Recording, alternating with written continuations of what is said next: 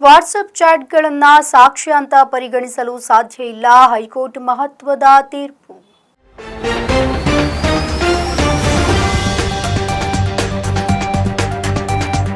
ದೆಹಲಿ ನ್ಯಾಯಾಲಯವು ವಾಟ್ಸಪ್ ಚಾಟ್ಗಳು ಸಂಪೂರ್ಣ ಪುರಾವೆಗಳಾಗಿರಲು ಸಾಧ್ಯ ಇಲ್ಲ ಅಂತ ತೀರ್ಪನ್ನು ನೀಡಿದೆ. ಅಂತಹ ಚಾಟ್ಗಳನ್ನು ಸಂಬಂಧಿತ ಪುರಾವೆಗಳಾಗಿ ಬಳಸಬಹುದು ಅಂತ ಹೇಳಿದೆ. 2020ರ ಈಶಾನ್ಯ ದೆಹಲಿ ಗಲಭೆ ಸಂದರ್ಭದಲ್ಲಿ ದಾಖಲಾಗಿದ್ದಂತಹ 5 ಕೊಲೆ ಪ್ರಕರಣಗಳಿಗೆ ಸಂಬಂಧಿಸಿದಂತೆ ನ್ಯಾಯಾಲಯ ಈ ತೀರ್ಪನ್ನು ನೀಡಿದೆ. ವರದಿಯ ಪ್ರಕಾರ ಎಲ್ಲ 5 ಪ್ರಕರಣಗಳಲ್ಲಿ 12 ಆರೋಪಿಗಳು ಒಂದೇ ಆಗಿದ್ರು. ಹಾಗೆ ಪ್ರಾಸಿಕ್ಯೂಷನ್ ಸಾಕ್ಷ್ಯವಾಗಿ ವಾಟ್ಸಪ್ ಚಾಟ್ಗಳನ್ನು ಹೆಚ್ಚು ಅದು ಅವಲಂಬಿಸಿತ್ತು. ಗಲಭೆ ನಡೆದಂತಹ 1 ವಾರದ ನಂತರ ಅವರ ಶವಗಳನ್ನು ವಶಪಡಿಸಿಕೊಳ್ಳಲಾದ 9 ಜನರ ಕೊಲೆಗೆ ಸಂಬಂಧಿಸಿದಂತೆ ದಾಖಲಾಗಿದ್ದಂತಹ 9 ಪ್ರಕರಣಗಳಲ್ಲಿ ಈ 5 ಪ್ರಕರಣಗಳು ಸೇರಿಕೊಂಡಿದೆ.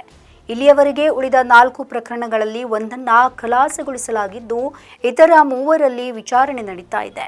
ಎಲ್ಲ 5 ಪ್ರಕರಣಗಳಲ್ಲಿ ದೆಹಲಿ ಪೊಲೀಸರು ಮುಖ್ಯವಾಗಿ ಕತರ್ ಹಿಂದೂ ಏಕ್ತಾ ಎಂಬ ವಾಟ್ಸಪ್ ಗುಂಪಿನ ಚಾಟ್ಗಳನ್ನು ಅವಲಂಬಿಸಿದ್ರು. ಈ ಗುಂಪನ್ನು ಹಲವಾರು ಆರೋಪ ಪಟ್ಟಿಗಳಲ್ಲಿ ಹೆಸರಿಸಲಾಗಿದೆ. ಆರೋಪ ಪಟ್ಟಿಯ ಪ್ರಕಾರ ಆರೋಪಿಗಳಲ್ಲಿ ಒಬ್ಬರಾದಂತಹ ಲೋಕೇಶ್ ಸೋಲಂಕಿ ನಿಮ್ಮ ಸಹೋದರ ರಾತ್ರಿ 9 ಗಂಟೆಗೆ 2 ಮುಸ್ಲಿಂ ಪುರುಷರನ್ನ ಕೊಂದಿದ್ದಾನೆ ಅಂತ ವಾಟ್ಸಪ್ ಗ್ರೂಪ್ನಲ್ಲಿ ಬರೆದಿದ್ದಾರೆ ಅಂತ ಆರೋಪ ಮಾಡಲಾಗಿದೆ. ಸೋಲಂಕಿಯ ವಿಚಾರಣೆಯು ಇತರ ವ್ಯಕ್ತಿಗಳನ್ನು ಬಂಧಿಸಲು ಕಾರಣವಾಯಿತು.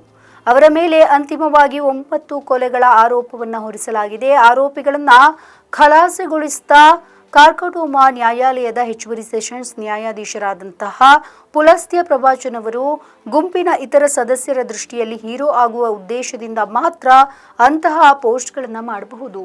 ಇದು ಯಾವುದೇ ಸತ್ಯವಿಲ್ಲದೆ ಬಡಾಯಿ ಕೊಚ್ಚಿಕೊಳ್ಳುವಂತೆ ಇರಬಹುದಾಗಿದೆ. ಹೀಗಾಗಿ ಆರೋಪಿಗಳು ವಾಸ್ತವವಾಗಿ 2 ಮುಸ್ಲಿಂ ಪುರುಷರನ್ನ ಕೊಂದಿದ್ದಾರೆ ಅಂತ ಚಾಟ್ಗಳನ್ನು ಅವಲಂಬಿಸಿ ಸಾಬೀತುಪಡಿಸಲು ಸಾಧ್ಯ ಇಲ್ಲ.